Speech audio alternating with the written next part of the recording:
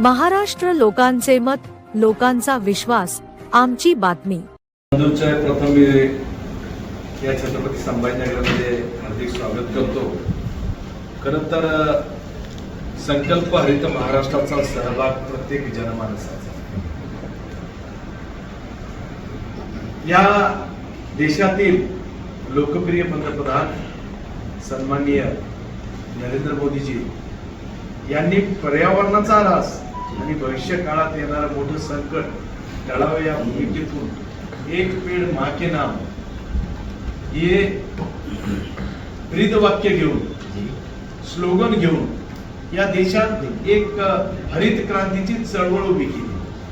आणि त्यालाच अनुसरून महाराष्ट्रातले कणखर, सक्षम आणि संवेदनशील मुख्यमंत्री सन्माननीय देवेंद्रजी फडणवीस यांनी सुद्धा याच मुद्द्याला धरून ज्या पद्धतीने महाराष्ट्रामध्ये खऱ्या अर्थानं हरित क्रांती घडली पाहिजे आणि जे देशातल्या पंतप्रधानांनी एक मोठी चळवळ या देशात चालवली, त्या चळवळीचा एक मोठा भाग होण्याचं त्यांनी दर्शवलेलं आहे. आणि खरं तर देशामधल्या सर्व राज्यामधले मुख्यमंत्री आणि राज्य त्याच्यामधलं हे प्रथम राज्य आहे की ज्यांनी मुख्यमंत्र्यांनी 300 कोटी वृक्ष 2047 पर्यंत लावण्याचा संकल्प घोषित केलेला आहे.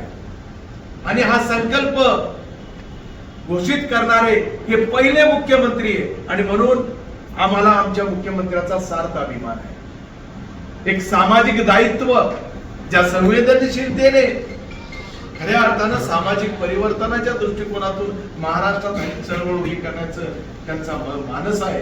त्या मानसाला धरून खरं तर ही चळवळ त्यांनी शासन स्तरावर घोषित केलेली आहे. परंतु ज्या पद्धतीने जर 300 कोटी झाडं जर लावत असाल तर 14 कोटी झाडांची दरवर्षी 2047 पर्यंत दरवर्षी 14 कोटी महाराष्ट्राला टार्गेट येतं. आणि त्या 14 कोटीमध्ये जवळपास 25 लाख झाडं प्रत्येक जिल्ह्याला दरवर्षीची टार्गेट. आणि त्या अनुसरून ही चळवळ पूर्ण शासनापर्यंत न राहता ही लोक सहभागाची चळवळ झाली पाहिजे. या भूमिकेतून खऱ्या अर्थानं त्यांच्या या संकल्पनेच्या यशस्वीपूर्ती वाटचालीमध्ये खऱ्या अर्थानं प्रत्येक माणूस महाराष्ट्रात या भूमिकेतून खऱ्या अर्थानं हा प्रकल्प, हे अभियान औचित्य त्यांच्या वाढदिवसाचं 22 जुलैला त्यांचा वाढदिवस आहे.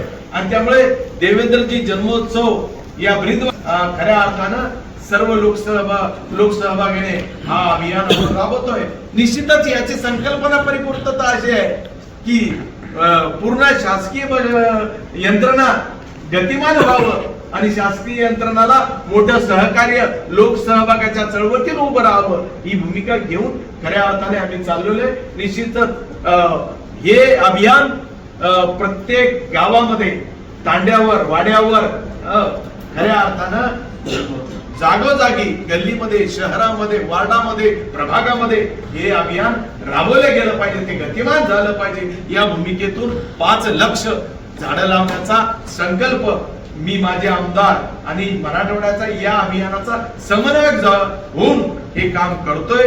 आणि निश्चितपणे हे एक मोठी युवा तरुणांची फौज आम्ही उभी केली. आणि या तरुणांच्या फौजेमधून जवळजवळ 5000 युवक याच्यात सहभागी होणार आहे. आणि याच्यातलं वैशिष्ट्य असं आहे की समाजातला प्रत्येक घटकाचा व्यक्ती याच्यामध्ये इन्व्हॉल्व करणार आहे. मी फक्त प्रत्येक जाती धर्माचा, प्रत्येक घटकाचा व्यक्ती यामध्ये इन्व्हॉल्व करणार आहे. आणि याचं वैशिष्ट्य असं आहे की ज्या लाडक्या बहिणींची काळजी देवेंद्रजींनी घेतली, त्या 1000 लाडक्या बहिणी 56,000 झाडं लावणार आहे. त्यांचं वय हे 56 वर्षाचं वय होणार आहे. आणि त्या 56,000 झाडं ती या लाडक्या बहिणी लावणार आहे. आणि त्या लाडक्या बहिणी सुद्धा या शुभारंभाला उद्या दिनांक त्यांच्या जन्मोत्सव आहे त्यांना प्रत्येक प्रत्येकाने लोकसहभागाची चळवळ उभी करून प्रत्येक झाड लावताना त्यांना शुभेच्छा आम्ही पोहोचवणार आहे. आणि निश्चितच हे दोन्ही वैशिष्ट्य घेऊन एक तर 4 लाख झाडं मराठवाड्याच्या प्रत्येक जिल्ह्यात, छत्रपती संभाजीनगर मध्ये वैयक्तिक 1 लाख झाडं. आता तुम्ही म्हणसाल हे झाडं कशी लागताय, याचं संगोपन, संवर्धन आणि संरक्षण ही 30 सूत्री घेऊन आम्ही हे काम करतोय.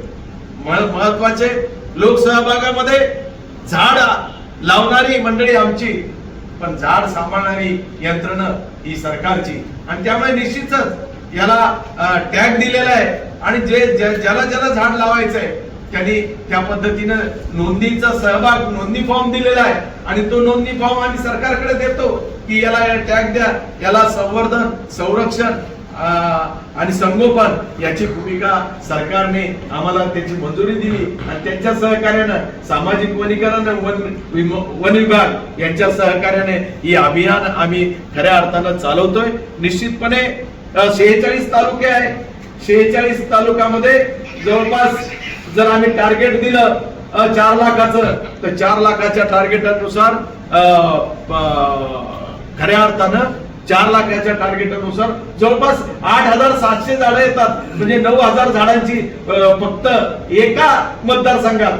खरं तर सर्व मतदारसंघात काम चालू झालेले. आमचे समन्वयक आणि आमदार हे उद्यापासून या प्रकल्पाला सुरुवात करताय. निश्चितपणे प्रत्येक मतदारसंघात उद्या वृक्षारोपणाचा कार्यक्रम प्रत्येक जण लावतो.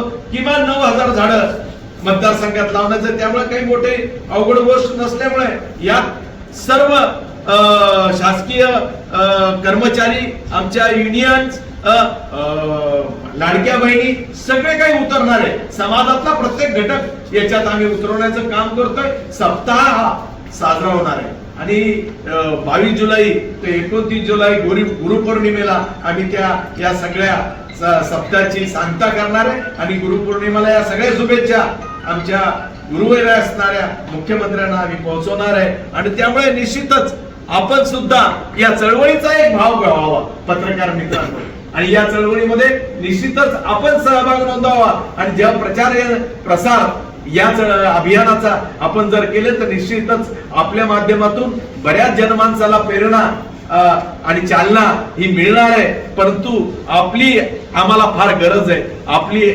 मदतीची आम्हाला आवश्यकता आहे. आणि त्यामुळे आम्ही आपल्यालाही खऱ्या अर्थानं जाहीर आवाहन करतो की या चळवळीत आपणही उतरा.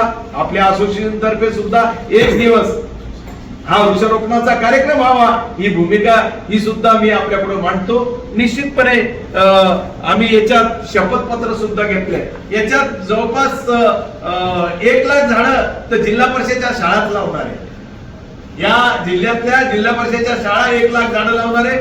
शिक्षण अधिकाऱ्यांची आमची बैठक झाली, जिल्हा परिषद अध्यक्षाची, जिल्हा परिषद सीओची आमची बैठक झाली, जिल्हा अधिकाऱ्यांची आमची बैठक झाली आणि संभाजीनगरच्या शहर शाळा आणि जिल्ह्यातल्या ग्रामीण शाळा या सगळ्या झाडं लावणार आहे. आणि त्याच्यासाठी आपण एक शपथपत्र तुम्हाला दिलेलं आहे, एक शपथपत्र तयार केलेलं आहे. ते शपथपत्र खऱ्या अर्थानं सकाळी रॅली निघेल शाळेतल्या मुलांची, नंतर त्या वृक्षारोपण होईल. वृक्षारोपणाच्या वेळेस शपथपत्र हे म्हणल्या जाईल आणि त्यानुसार खऱ्या अर्थानं देवेंद्रजींना आणि खऱ्या अर्थाने हे सामाजिक दायित्व घेऊन ज्यांनी अभियान आहे खऱ्या अर्थाने 300 कोटी झाडं लावण्याचा संकल्प केला त्यांना शुभेच्छा देण्यासाठी हे अभियान आपण उभं केलं. निश्चितपणे तुमची पत्रकार परिषद का घेतली तर पत्रकार परिषद यासाठी आहे की हे लोकसहभागाचा आव्हान आम्ही करत आहोत आणि ही चळवळ लोकसहभागातून उभी करायचं ठरवलेलं आहे. त्यामुळे तुम्ही लोक चालना आणि प्रेरणा हे तुमच्या माध्यमातून होणार असल्यामुळे